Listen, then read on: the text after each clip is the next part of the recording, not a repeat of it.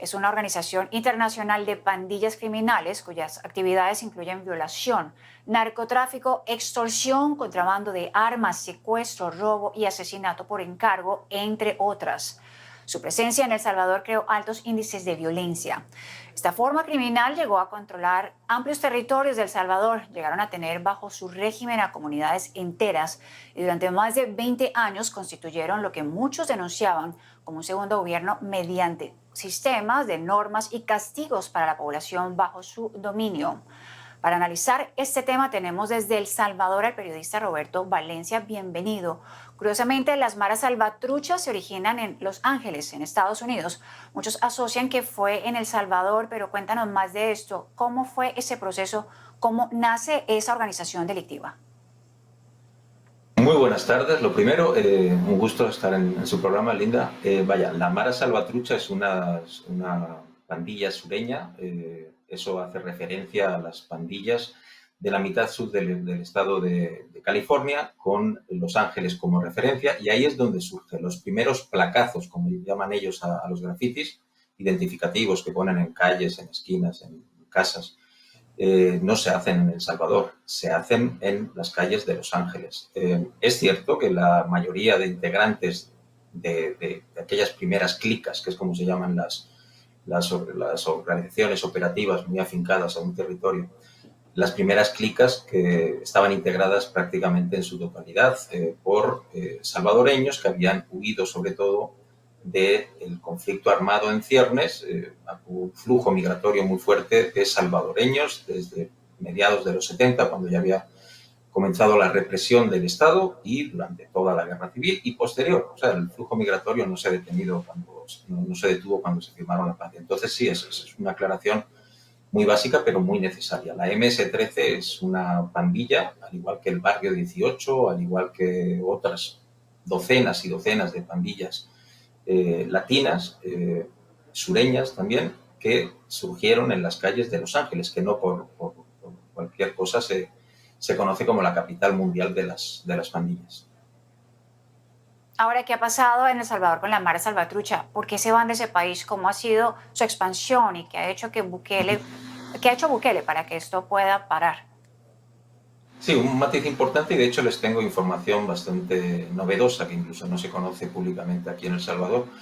Yo he tenido acceso a un informe de la Subdirección de Inteligencia de la Policía Nacional Civil que monitorea los resultados del régimen de excepción que el país vive, sufre, diría yo, desde marzo del año pasado, desde marzo de 2022. Ya se han cumplido 13 meses de un régimen de excepción que ha tenido un impacto incuestionable en las pandillas. No solo la Mara Salvatrucha. La Mara Salvatrucha es la principal organización criminal que opera en El Salvador, pero existen otras dos pandillas también importantes. Las dos son, digamos, una fragmentación que hubo hace ya unos 15 años más o menos de otra pandilla de origen angelino, digamos, es el Barrio 18, la 18th Street Gang, y esa pandilla se partió en dos y ahora mismo en El Salvador operan la pandilla 18 revolucionarios y la pandilla 18 sureña. Pero centrándonos en la MS-13, ahorita, a día de hoy, con un informe muy reciente al que he tenido acceso y que está fechado el 19 de abril, hace muy pocos días, pues según la Policía Nacional Civil de El Salvador, todavía quedan libres unos 12.000 pandilleros activos. No estamos hablando del colchón social, que eso engrosaría todavía esta cifra, pero se maneja que en torno a 11.000, 12.000 pandilleros activos que estaban fichados previamente por la policía siguen libres. ¿Eso significa que están en el país o fuera del país? Obviamente aquí entramos ya en un terreno más de especulación, pero yo, pues desde mis limitados conocimientos que tengo sobre el tema, que llevo estudiando muchísimos años, me atrevo a especular con que la inmensa mayoría de esos 12.000 personas en un país de 6.3 millones de habitantes. Es importante Roberto, subrayar eso. Sí. brevemente, ¿cuál es el impacto que ha causado esta organización criminal dentro y fuera de El Salvador? Bueno, pues una organización criminal, como usted bien señala, con un currículum delictivo impresionante. El Salvador hasta hace muy pocos años, en 2015, 2015 tuvo una tasa de 106 homicidios por cada 100.000 habitantes y buena parte de esas tasas invivibles de violencia homicida pues se debían a este grupo criminal que empezó a actuar ahí. Poner renta, extorsión, violar, asesinar, obviamente. Pero quiero parar por el tiempo seguramente, pero creo que es un dato importante. Ese 39% de pandilleros que aún están libres, algunos han salido del país, se ha habido detenciones en México sobre todo, que es donde ellos tienen una especie de segunda base, y muchos otros siguen en El Salvador, están emmontañados, están escondidos, están esperando que capee el temporal, un temporal que, como apuntaba al inicio, está siendo demasiado largo, ya llevamos 13 meses bajo el régimen de excepción. Nos encantaría hablar más de ese tema más adelante, Roberto Valencia. Desde El Salvador, por ahora, agradecemos ese reporte.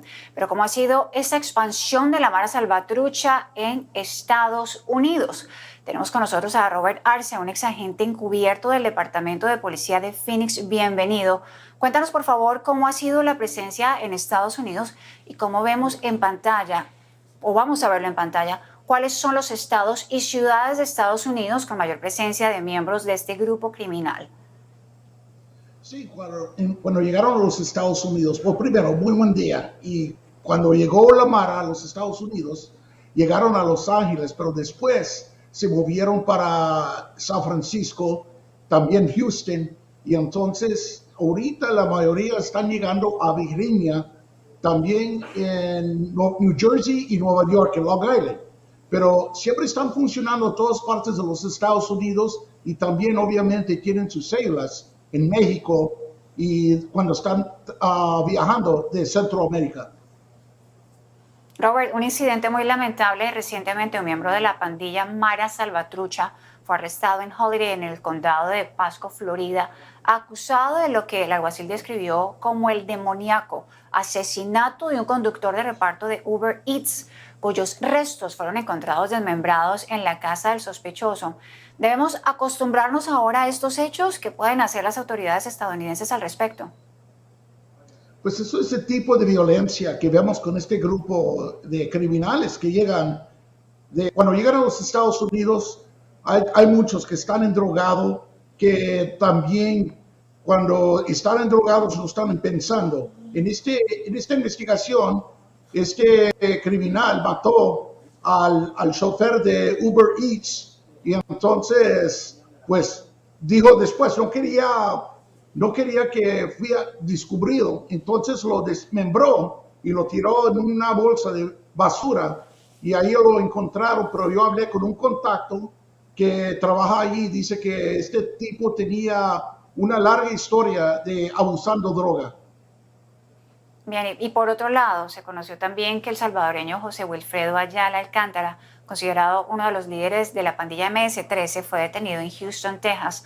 Ayala Alcántara es acusado de terrorismo y asociación ilícita por sus actividades con la Mara. Es un avance en la lucha contra este grupo criminal. Hay presencia de personas de este calibre en Estados Unidos. ¿Se espera que se incremente la llegada de estas personas entonces a este país?